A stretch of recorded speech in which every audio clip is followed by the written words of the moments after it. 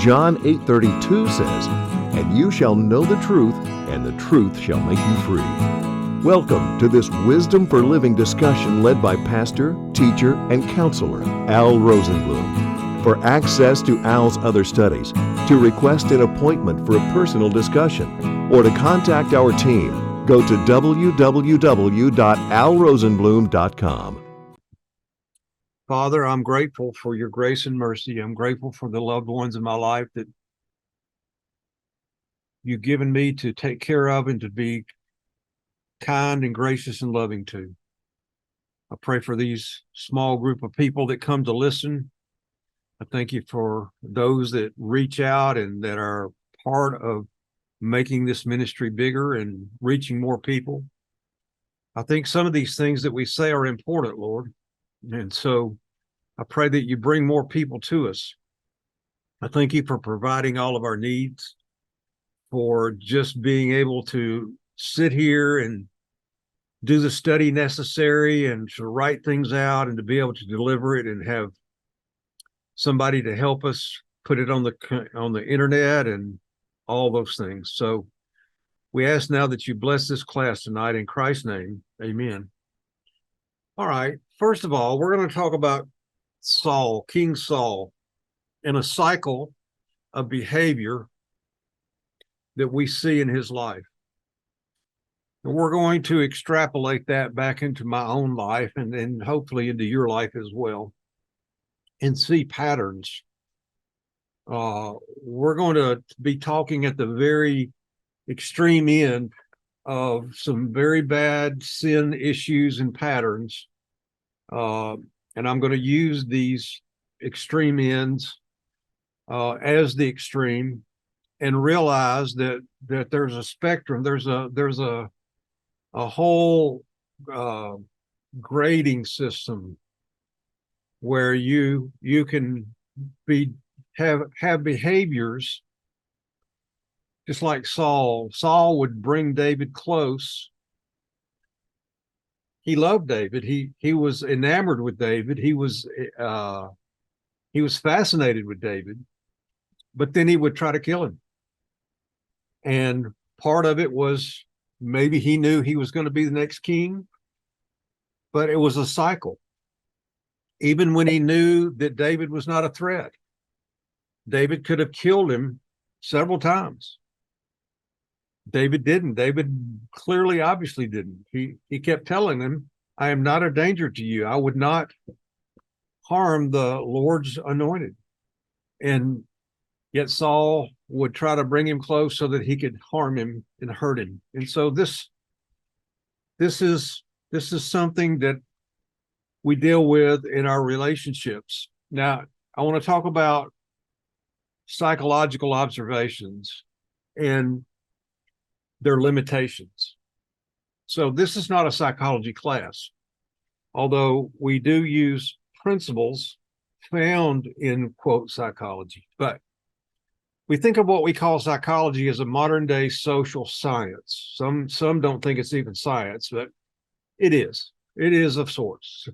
And recently on the scene of history, what we call psychology is only about 125 years old, maybe 150 years old. Some years before Sigmund Freud and guys named Adler and Carl Jung and all that. But many years before the coming of the Lord, the Greeks were making astonishing observations. These are our first psychologists. And they made these great distinctions and observations that remain influential today. They were highly influential to the writers of Scripture, because the writers of Scripture who put it in the Greek language, they made these same distinctions that Plato and Aristotle made. They used their distinctions, the definition of the words, the different kinds of love, the different words for knowing, the different words for thinking, all different shades of meaning, all alternate versions. These words were, might be the process of thinking and then the content of thinking and, the result of thinking. They had all these different distinctions that they made that when the writers of Scripture went to write, they used these same distinctions. All of these distinctions were made by observation. Humans observing humans. Okay. So Plato and Aristotle are probably the most famous, but just a few of the many Greek thinkers who contributed to the way we think today. The existence of the soul. This was something the Greeks discussed at length. The different kinds of love, the different kinds of knowing and thinking are just a few of the distinctions that influenced the language of the writers of the New Testament. So the Greeks were our first recorded psychologists. Now today, what we call the science has advanced to include many, many more observable distinctions, attempting to explain different kinds of human behavior. And so I've used it in my own life to try to understand me. And that's as far as I'm going to go as far as personal discussion and explanations is me. But I'm going to look at Saul and how he operated and see patterns that I've dealt with as a counselor, not only in my own life, but in the lives of others. So none of these psychological explanations are rooted in biblical principles. You're not going to find a Bible verse that tells you to go look in a psychology textbook or talk about cluster B personalities. The question is, can we use modern developed psychological frameworks describing human behavior to understand biblical narratives? I think this is an appropriate use. The first person that I saw do this effectively was Dr. Larry Crabb, who became one of my great mentors, not personally, but his books. I read every book he ever wrote. Everything the guy wrote, it was just phenomenal how he had insight into the human soul and human motivation and patterns of behavior. And he was able to peel away the layers, our outer layers down into the inside, and show what was going on the inside. And he would use these biblical narratives to illustrate. So where does this come from?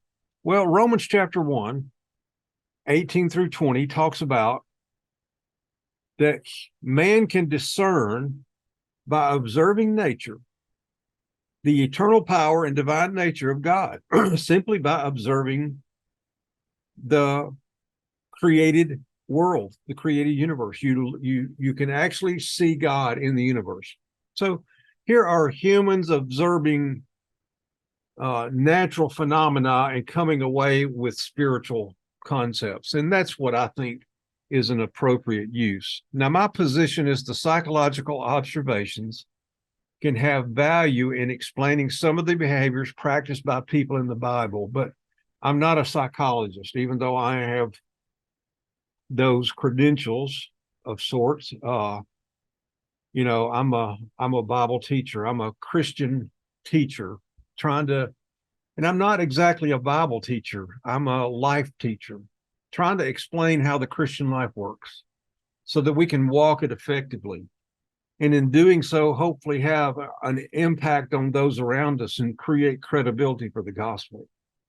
I think the reason the church has no credibility is not because just that we quit teaching biblical principles, is that nobody's able to live it. There are many people that I've known that wanted to live Christian lives. They wanted to be good Christians. They wanted to do what the Bible said. They didn't have any way of getting from where they started to where they wanted to go. They were just said, be this way. And so they just tried to be that way, And so unconditional agape love turned into being nice. You loved with your personality through being niceness, super duper nice. It's just human effort.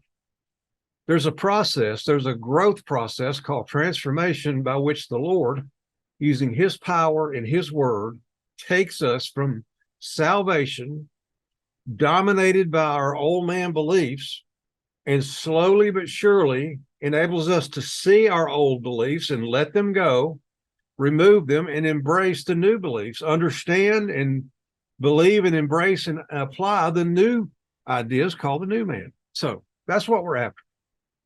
Now let's talk a little bit about mental illness. And again, we're talking the extreme. Adam's sin is passed to all of us.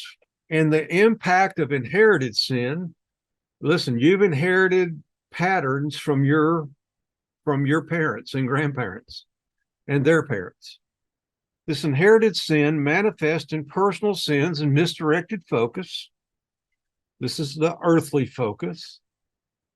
And this causes many different kinds of lifestyles and ultimately is the source of all perceptual distortions of reality. Now, that's a long sentence, but here's what I'm saying. Adam's sin has passed down through your parents into your life. Some of those patterns that your parents practiced that they inherited and they parlayed into behaviors, into habits and patterns of behavior, passed down to you. And personality traits and temperaments and even specific behaviors can pass down, or at least the tendency toward that. And so one of the things that happens, and this happens to every human being, is we distort our reality. We see it other than it is. And we do it for a number of reasons. What we're going to talk about here and leading up to Saul is discussing how the chaos of a disorganized and perhaps even an evil culture and society destroys the families and destroys parents and causes great harm and distress to children. And when children are under great distress in their home through parental anger and violence or smothering, or the parents can't let go, or the parents lean on the children and depend on the children and make the children their source, then these children at this early stage of their life, they get distorted perceptions and they change things about the way they perceive their life to protect them from pain primarily. So what we have, Adam's sin ultimately causes a perceptual distortion of reality. Now there's some mild forms we call denial. You try to talk to somebody about an issue in their life and they're like, I don't want to think about that. So they just look away in their mind and they won't look at it. They pretend it's not there. It's sort of like peekaboo, you do with a kid, and you close you cover your eyes and say, now you can't see me. So that's the mildest form of this type of thing, all the way to legitimate mental illness, which is on the extreme, called personality disorders. All mentally adaptive behaviors, which are distortions of perception. Now, what do I mean by that? I mean, you in your mind, you see things being, going, functioning other than they are. You put your spin on it. You have your perception of it. And listen, we all have a perception. There's no such thing in the mind of a human being as actual reality. All you have is your perception of it. Now, the Holy Spirit brings us closer and closer to a actual reality. But if 10 people see a wreck happen in front of them, you'll get 10 versions. Quite often because different people were looking at different things and emphasizing, and they came to the event with a different mood or perception or predisposition. So many variable factors that you'd never get the same story. Perception. Now, this is important in relationships, and everybody gets to have their perception, and everybody gets to have their feelings about the perception. And everybody's personal feeling, personal needs, personal desires that are all bound up in relationships are just as important as everybody else's. So at this far end of this perceptual distortion is what we call mental illness. And a mentally ill person who is someone who has unintentionally, most of the time, unintentionally altered their perception of what's happening in their life. This is going to be Saul. You know, to my knowledge, there's no Bible verse that tells Saul that David's going to be the next king. And yet he's trying to kill him. He gives him his daughter, Michelle, and then takes her back, comes to kill David. You know, it was jealousy. It was insane type stuff. So we need to look at Saul and try to understand what's going on. So here's the point. All mental adaptive behaviors, distortions of perception. See, I don't believe Jesus distorted his perception at all. I think he saw things as they really were. And so I don't think he had a need to look away or turn it into something else or, you know, pretend it was one thing when it was another. I think he had the spiritual strength to look at everything that was in his life straight ahead, you know, to square his shoulders and move straight ahead forthrightly into the storm. You know, he didn't shirk. He didn't turn away. He didn't duck his head. He just went straight ahead looking directly at it. But we are not able to do that. No person can do that. Listen, you're born into the devil's world. You're a little kid. You have no spiritual strength. You have no spiritual understanding. You're very, very vulnerable, extremely vulnerable. And unless you're living in some pristine environment, you know, with nuns for parents, you're going to get hurt and you're going to see things that are hurtful and frightening and perhaps even things done to you, said to you, done to you, anger and violence and all types of things that happened with little kids. Listen, America came through World War II and millions of men came home scarred with PTSD. And they got married and have had children trying to have normal lives. And man, who knows what's come out of that? The 60s in America turned into craziness, and in doing so, destroyed the family. Now, one thing about the World War II guys, the greatest generation they've been called, and they were great, courageous men and women. But what came out of that was the 60s, and it was chaos, and the family has been destroyed ever since. These mental illness, we're going to call them cluster B personalities. In a normal society, they're about 0.5%. It's estimated right now in the Western nations that these different mental conditions, they're about 15%. There's more and more. So, all right. So this all goes back to sin. Everything does. All right. Some mental illnesses are brain malfunctions, like bipolar or schizophrenia. There was a schizophrenic guy in my church in Arkansas, Hot Springs. There was no doubt when he was off his medicine, after about a week, he got paranoid. He thought everybody was out to get him, and he would literally pack a bag and take off down the street.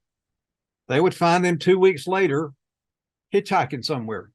He just couldn't keep it together, but it wasn't a learned behavior. It was his brain. Same with bipolar. Bipolar is a brain malfunction. Now, there are other mental illnesses that are thought disorders, and they're developed from inherited traits and stress-filled developmental environments, unhealthy parenting, unhealthy situations. Sometimes it's not even the parents, it's the situation that you're born into. You know, if you're born into war, you're born into some kind of chaos, there's no way to avoid stress on a child. All thought disorders are related to a failure to have a child's needs, this emptiness that's within us, the needs and desires properly supplied and managed. This is a parent's job, is to take care of your child's needs. If you're listening and right now there's a young child about 4 months old called Brooks having a hard time with RSV in the hospital. That's mine and Rhonda's nephew, I guess great nephew or something like that. Yeah, he's a little guy and he pray for Brooks. Ask God to help him. So, all right. An unhealthy, highly conflictual, lots of conflict, or violent marriage produces a stressful, negative environment for children. And children cannot properly handle stress. No way. So what they do, they form mental strategies to compensate. Children will adapt to their parents' marital stress using different coping mechanisms. But again, they all boil down to altering their view of reality. For instance, at one end of this spectrum, the milder end, we call it disassociation or zoning out. When my two younger girls were young, I had a bad tendency to try to lecture them. I was just trying to explain things to them, but to them it was a lecture. And so they learned how to act like they were listening when they really were zoned out. They disassociated. Their bodies were there and their eyes were looking at me, but they were somewhere else. Now, this eventually turns into things like ADD, which is a real diagnosable condition. But it's mostly bad habit of not paying attention. Now, that's one end of the spectrum that we're talking about. And the other end, you get to things called narcissism or multiple personalities, or what's called antisocial, which is the worst of all, which is where you get psychopaths and sociopaths. That's on the other end of the extreme. There are behaviors that can be learned and developed without being on the end of the extreme. You can have mild forms of any of this. I'm sure that, I've lived with mild forms of several things throughout my life. That's what forced me into these kinds of studies. Wasn't that I was just so brilliant and sought to understand. It's because these are problems that I've dealt with from the way I was raised, especially with my mother, and the way she operated with my life, and it created problems for me that I've had to work on and break free of, take off old man beliefs that I developed growing up. And so this is what got me into it. And I know there are different levels of these different types of things. So what my desire for you in this study is we look at this is for you to look at yourself and maybe someone else in your life, maybe someone maybe a parent, maybe a spouse, maybe a child, maybe a friend or a fellow worker or somebody that just doesn't operate in a positive, productive way, and yet can't see it, swears up and down that they do. And yet you're like, no, oh yeah, no, oh yeah. If you'd have tried to tell Saul that he was mentally ill, he'd have tried to kill you. So, all right. Now, what we're talking about is putting stress on a child so that this child alters the way they perceive reality, and therefore they're able to cope, function to some degree, survive the stress that's in their early child environment. Now, people laugh at psychology for talking about, tell me about your relationship with your mother. But listen, your relationship with your mother is the most important foundational ground floor issue in your life. Before you're 3 or 4 years old, you're primarily tied to your mother. And if your mother is unhealthy and demanding or angry, or she's under stress herself, maybe she's way under stress. And I'll tell you a story about my aunt. Then she'll pass that to her child. And that child will suffer under that and will need to cope and alter his or her reality. The old man belief system that we spent so much time discussing is itself a complex coping strategy that comes from being thrust into the harsh, abusive environment of the devil's world. Here's this little helpless creature, a human being, completely helpless, the most helpless mammal in all of creation, is thrust out of the womb into life to fend for itself in the devil's world with selfish people, including parents, fills with need and desire and hunger and has to survive. Now and listen, God provides. Fortunately, you're born into a family where people love you and care for you and look out for you, that are somewhat healthy, but there's all the variables. Listen, God allows all different types of situations for all different types of people that could possibly pertain to the angelic conflict. He lets human beings be born in and be developed and raised in situations that create all of these problems for this purpose, to show that his grace can, first of all, save that person forever, and then transform that person from wherever they start to some degree of into the image of Christ. That the grace of God can overcome any damage the devil can bring about. Your life is an object lesson of that. You're a visual aid of God's grace. That's what we are. And so we start with problems.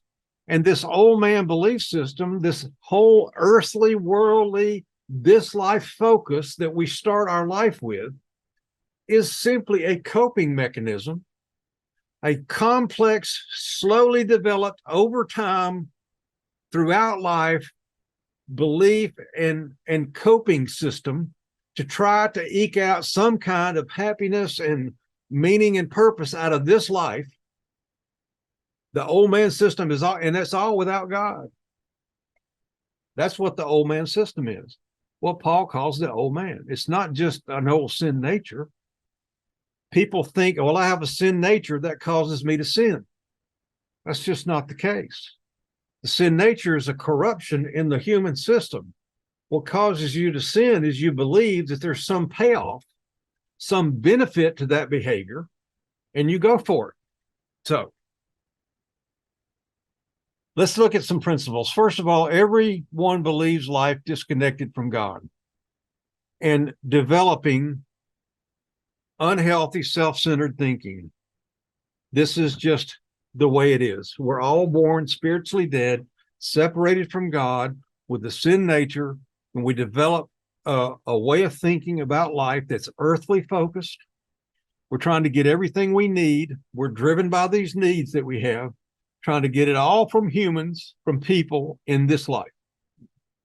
All of our ideas and development are about impressing others so that they will want me, they will admire me.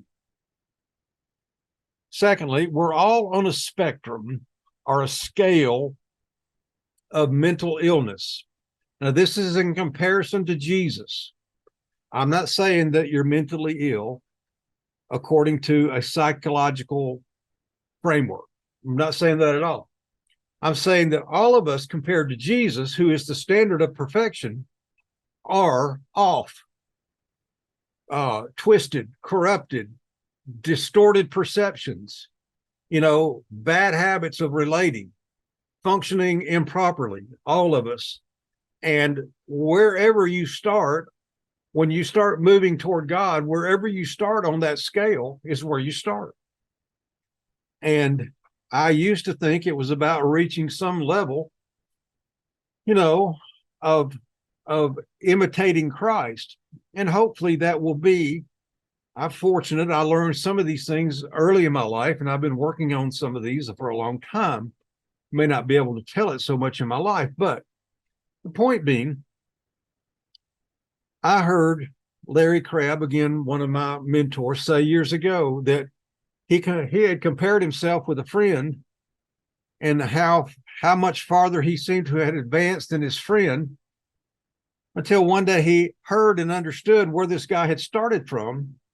And this guy struggled every day just to stay sober. That for years he had struggled with just being sober. And Larry went, well, I started off a whole lot better than you. And that's the case. So you don't judge anybody. Nobody gets to judge where you are and what's going on in your life and the way you're trying to handle it. Nobody gets to judge you. I don't judge you. I have found that I have judged many people in my life, and I didn't realize I was even judging. And for that, I apologize to whoever I've done that with. But we're all on this spectrum. And wherever you are on the spectrum, moving toward the perfection of Christ, you just got to be truthful about it. That's part of what it means to be honest about your sins with God. That's 1 John 1:9. Part of the bigger concept of 1 John 1:9 is accepting and acknowledging that I'm not where I need to be. Then it boils down to specific moments of acknowledging sin to God. But the bigger picture is realizing who and what you are in comparison to Christ. So we're all on this spectrum from one end to all the way to diagnosable mental illness at the other. And those are the people that are really messed up. They're not monsters. They're people that have been hurt and abused and reacted improperly. Thirdly, any society that turns away from God and away from the divine principles, personal responsibility, marriage, family, common sense, destroys the family unit. Listen, we've just torn it apart in this country with our selfishness and with our craziness. And the family unit is worth sacrificing for. The family unit is worth letting go of what I want, what you want, to maintain a cohesion of supporting one another and working together with one another within a family unit, to stop judging, to stop being critical, to stop expecting so much, to live and let live, to let that person be that person and grow and develop at their pace, if they so choose, or even if they don't so choose. You don't get to judge. You don't get to demand and expect from others. You don't get to do that. So stop it. Stop doing that with the people in your life. Stop expecting them to be something just for you. That's not how this works. But it's how America works. And America's been hijacked by a lot of very, very evil people. And they're doing their best to enslave everyone else. And part of it is that they're all suffering from this idea that they're better than others. And it's an act. It's a play they're living out. It's an act. Whenever this takes place, and it started here, like I say, coming back from World War II, these wonderful men and these wonderful women that got married and tried to have a better way. They didn't want their children to go through the things they'd gone through. Many of them had grown up in the Depression. So you got to watch history. My parents grew up. They were kids and teenagers in the quote the Great Depression. And so once they became adults, then World War II came along and they all went to war. My father went to war. My mother worked, and when they came back, they had a family. My father was fortunate that he didn't go into combat, so he wasn't scarred with PTSD, but many of those men just saw horrendous things. And they came back what's called shell shock. It's called PTSD today. and their souls were, they had to distort reality just to function. They saw horrible things, people blown up in front of them. They had to kill people, things that the human soul was not designed to do, but they had to do it, and they did it. And they came home and they tried to have families, and they did the best they could. But out of that, they were too easy. They were not tough enough. And out of that came the 60s, these crazy hippie like people. And I was born into that. I was born in the 50s. And so by the time the hippies came along, they were a little bit ahead of me, but not too far. And so I've grown up in the middle of all that chaos. And what it did to my soul is something else. So I don't pretend that I've not had all kinds of problems. And here's a great key to your life. Be willing to look at yourself honestly, truthfully, transparently, and be willing to share that with those that you love, and be truthful and quit hiding your flaws. Okay, so people who are maladapted to reality from their early experiences struggle to make happy marriages, happy parents. They struggle because they're maladapted. They're distorting reality. They don't see things the way they really are. Children who emerge from stressful marriages often maladapt to reality because of defense mechanisms. These are defense mechanisms. You know, there's too much pressure on the child. Too much is expected of the child, or maybe even not enough. We're going to see that when we get into trauma bonds, which I hope I get to if I don't just preach all this away. You know, Benjamin is born and Rachel dies, and Jacob is just devastated, and he forms a trauma bond with Joseph and Benjamin. And the way he abuses them is he favors them. He favors them over all the other children. You go, well, that's not abuse. Of course it's abuse. It's a complete misperception of reality in their life. He was so dependent on them being okay. He couldn't let them out of his sight. He held them, especially Benjamin, because Rachel, the love of his life, died giving birth to this boy.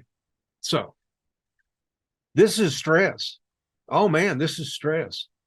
In the life of Jacob's children, wow. I mean, listen, not only were these, and I've worked on it some today, not only were the two, Leah and Rachel, competitive and jealous of each other that created this division in the family, Jacob his parents played favorites, so he plays favorites. All right, denial is a mild form of altering your reality to make it more livable and acceptable. And this is something people do all the time. They just refuse to actually look honestly at their situation. I'm not looking at it. I want to pretend it's okay. Scarlett O'Hara, if you know the Gone with the Wind. I'm not going to think about that now. I'll think about it tomorrow. Okay, it'll still be there tomorrow, or worse. So, denial is a mild form of altering your reality. On the extreme adaptations, the extreme defenses, sometimes forming an alternate reality in the person's mind that renders them unable to accurately perceive their own actions. For instance, multiple personalities. Now, I've never had a client or a friend that had suffered from this that I'm aware of, but I do know this is a real thing where people get abused to a certain point. For instance, a young woman or young girl that's sexually abused repeatedly will find a way of completely disassociating and turn into someone else that's able to cope with the situation.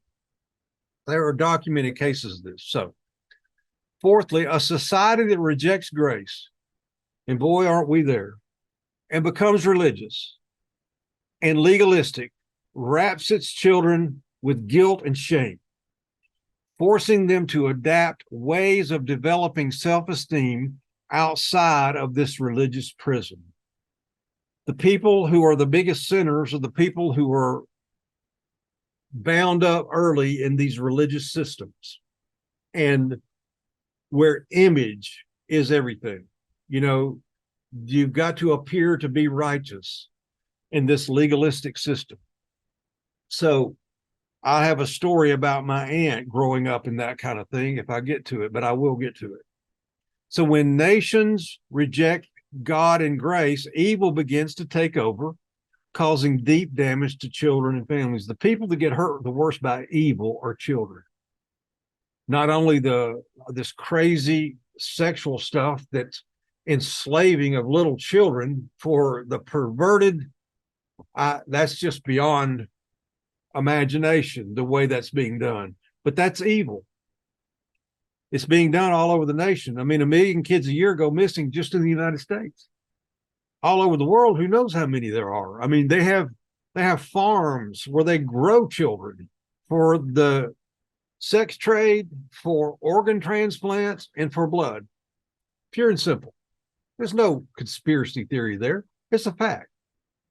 So, but when nations reject God and his grace, evil takes over. All right, evil began to take over. We were insulated from a lot of evil all the way into the mid to late 60s.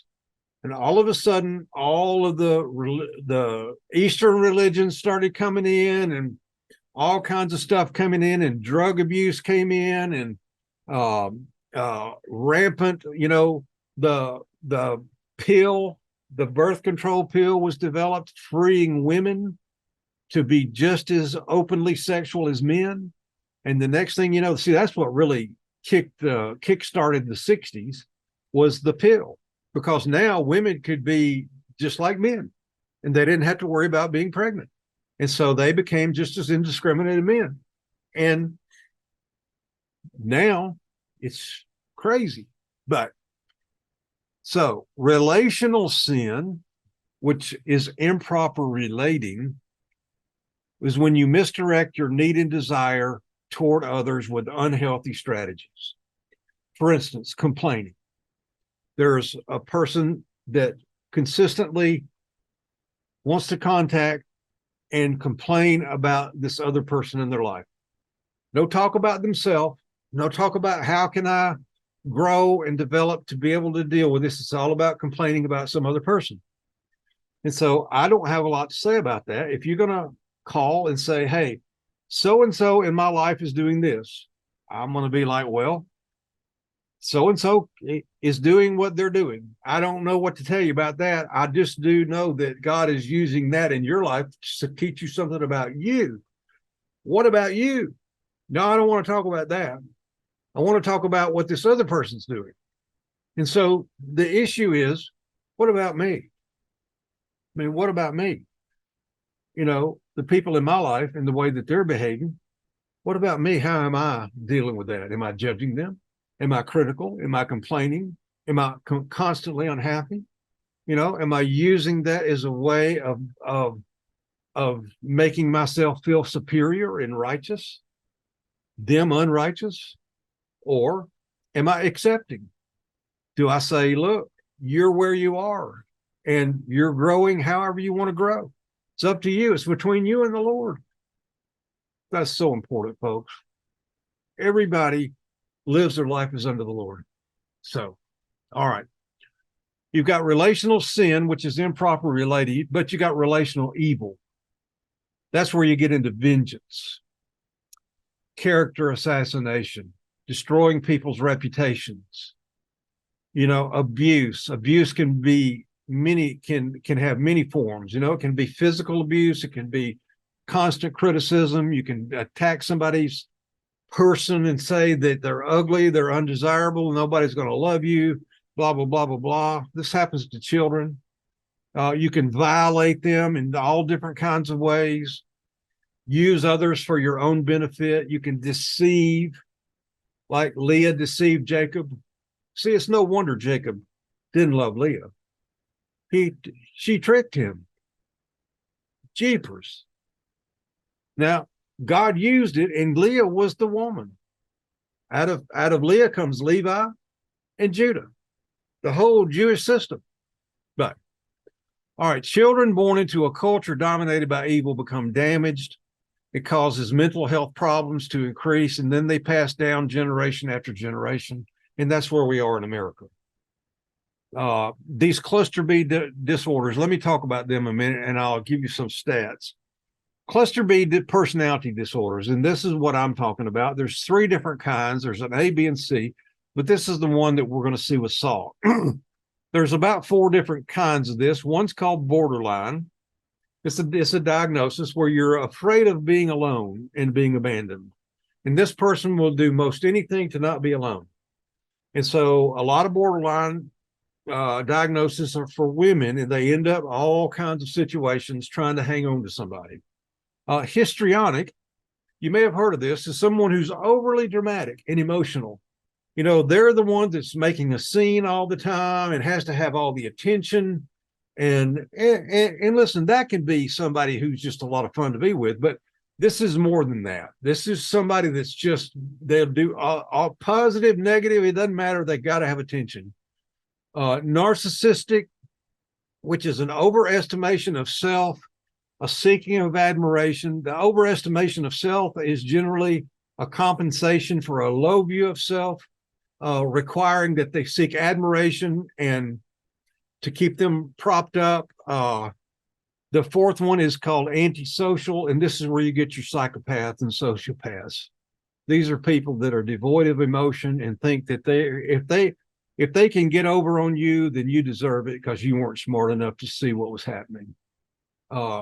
You know, those are the real evil ones. The other 3 are not evil people. They're often just damaged people. And I'll say this, there's a lot of, if you go to YouTube, there's a lot of talk about narcissism right now, and that's because it's a very high level of it at this point because of our society. But most of what you hear is not correct.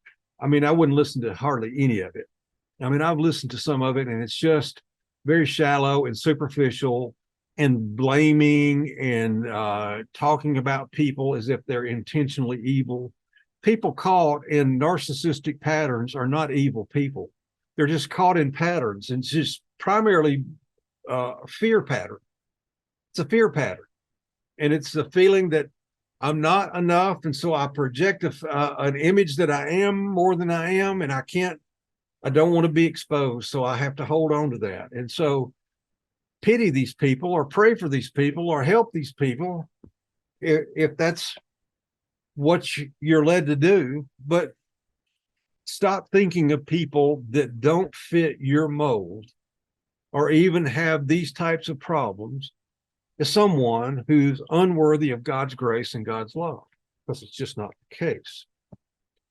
So cluster B personalities are these types of, and what the common thread with all of these is a devalued sense of self. Something happens early in life that causes you to think less of yourself, or you feel like you have to hide your real self, and you form an alternate self that you present to the world. And it's a distorted view of self, all right, with matching habitual behavior patterns. Now, just a couple. The antisocial, the psychopath, is the ones that view themselves and their desires as more important than others. So if I'm a psychopath and whatever I want, I want to try to get from you. I'm going to try to manipulate you or lie to you or deceive you or some way I'm going to trick you to giving me what I want from you. And that I feel nothing about it. No guilt, no remorse. Gosh, if I know I'm getting over on you, I'm actually proud of myself. Now, that's the real evil guys. But like narcissism, this is not the case. This is a form of seeing yourself as less than, compensating by creating an image that the image is more or greater than any person really can be. And it's a compensation. All of these share a distorted view of themselves. And that's what we're going to see in Saul. Saul was adamant about getting the approval of others. It was his Achilles heel. And once he got into that cycle and he failed and he failed, and Samuel tells him, you're going to lose the kingdom. David comes along, and maybe he did think David was going to take it. I don't know. It doesn't say. I just know that he did everything he could to bring David close, married his daughter so that he could kill him. And that's a pattern. So people who suffer with cluster B issues are not monsters, even though they may act like monsters sometimes, and relating to them can be hurtful. They are abused and damaged people, sinners like all of us. Okay? Now, you say, well, I'm dating somebody. I don't know that that's wise. I can't say. I'm married to somebody. Well, you're married to somebody. You know, my parent. Okay, your parent. Listen, you take people as they are and you accept them as they are. They have problems. Well, they have problems. I have problems. Hopefully, I can be accepted and loved, cared for, even though I have problems. So, the biblical mandate in all of this is to forgive and practice the fruit of the Spirit. Period. That's the answer. The answer is not to abandon them. The answer is not to leave them. The answer is to accept them the way they are, forgive them, and allow them to be who they are. You say, well, this person won't grow. Well, this person won't grow. What's the deal? Well, I'm not getting what I need. Well, so that's up to this person supposed to give you what you need. You're going to get rid of this person and go get another person who's going to give you what you need. That's the whole old man system. The entire old man system tries to get something from people that only God can give you. Well, no. That part that people's supposed to give. Well, look, accept this fact about your life. You may live the rest of this human existence without getting some of the things that you thought you needed. You may live all the rest of your life wanting and hungering for something that you don't ever get. Hello. Listen, some people don't even get to live as long as you have. Some people don't get the opportunities and advantages that you've got. Listen, the depth of the biblical discussions that you're privy to at this point in your life are amazing. You say, well, I didn't get everything I wanted. Well, listen, Jesus didn't get that. He didn't get a romantic love. He didn't get a romantic, great sex life, family, children, all that. Wonderful things. He didn't get it either. Wasn't his purpose. And listen, if God has allowed that in your life and he's given you those things and they're good and they're healthy and they're good, man, you be grateful. But if you don't get all that the way you want it to be, then you trust the Lord for it. Period. And stop criticizing other people and judging other people and making yourself think you're better than other people because they have problems. That's not the case. So, in stable societies, normally these cluster Bs are about half of 1%. Some estimates have these types of personality problems high as 15% in the Western world because the marriage and family unit have been destroyed. And therefore, kids are coming out of families that they're just beat up. Now, let's talk about trauma bonds.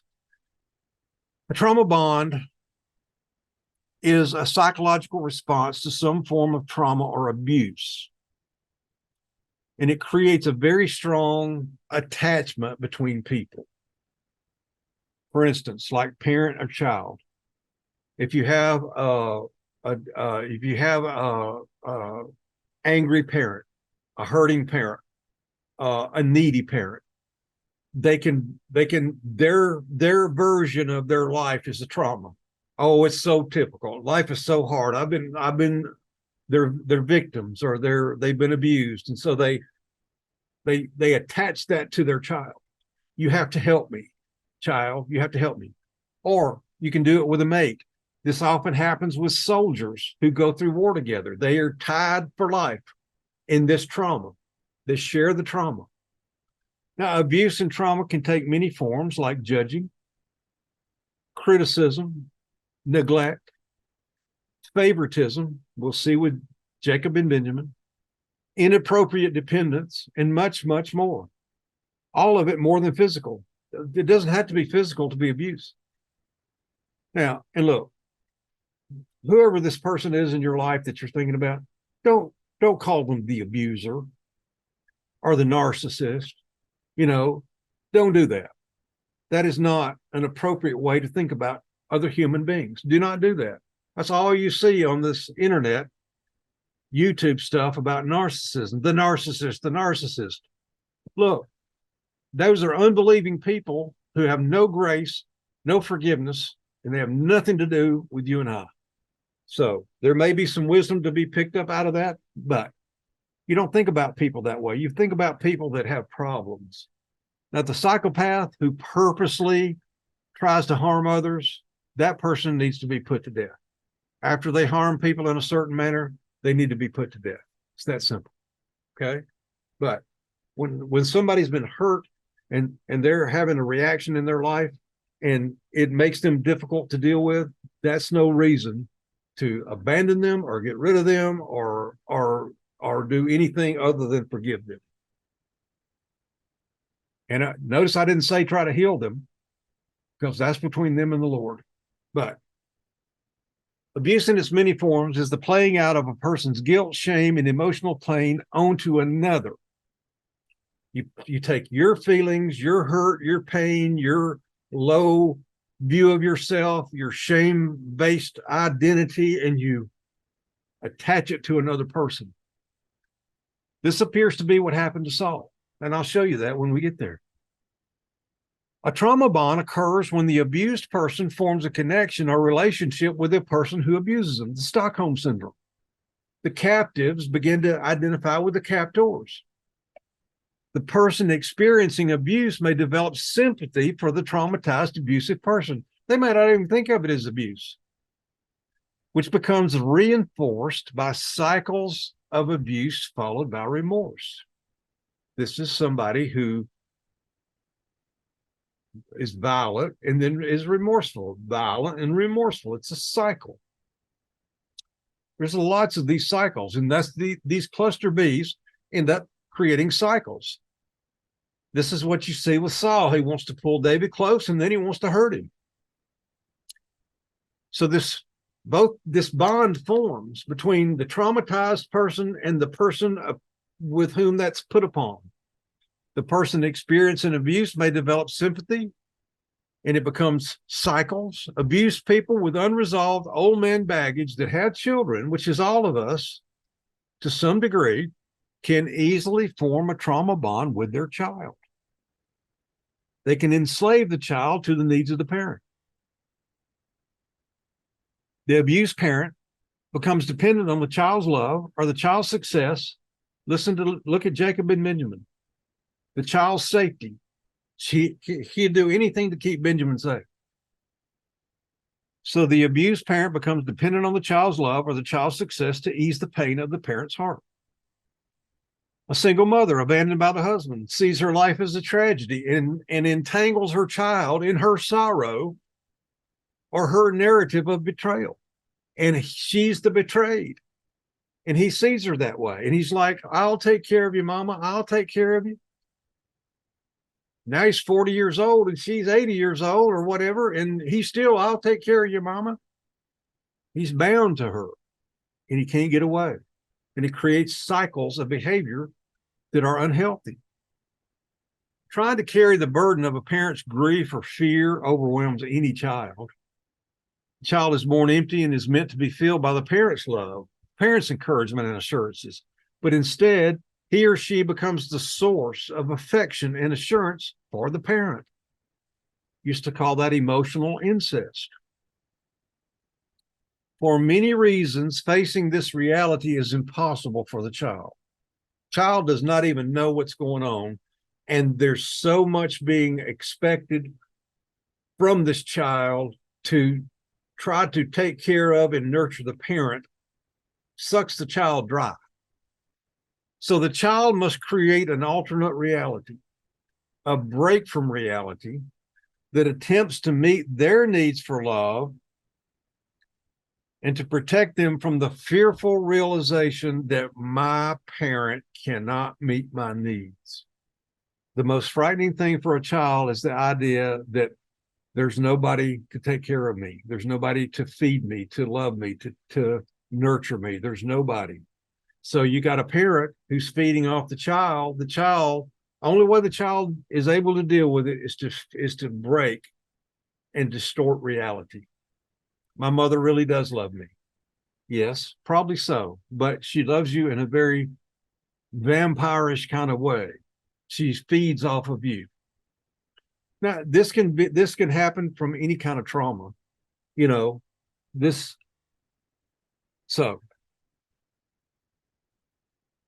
the child, depending on the demands the parent places on the child, all the way from demanding affection, demanding perfection, or even to the point of incest. A child will warp their view of self and of others in life to adapt and survive. I think that's understandable. The hopelessness of being empty and needy, but being drained by the parent, believing irrationally that he or she should be able to service the parent's need, creates terrible shame and empty feelings. Listen, the parent expects your love and affection and needs it from you and comes to you for that and depends on you for that, and the child doesn't have it. And so the child thinks, well, I must not be enough. I'm insufficient. And of course, you're not enough. Nobody would be enough. But little children, they have to come up with some explanation, some very rudimentary explanation to try to protect them from the idea that they're on their own. So I once counseled with a woman whose mother had died. Her father had forced her into a sexual role. She had convinced herself that he needed her to play that role for him. And what she was doing was a good thing, that she was taking care of him. That's how deluded she had become and how turned around and twisted she had become in this terrible situation. So you can see how far this can go. The common approach to this dilemma with the parent is to create an imaginary self like a shell. You form a shell, an image that you present to compensate for the shame-based real self. The real self and the false self are, the real self is the real you. That's the you that's going to heaven. That's your awareness of yourself as a soul. That's your awareness that you are an individual. It's what they call the ego, the word I am, I do exist. I am a real entity that lives forever.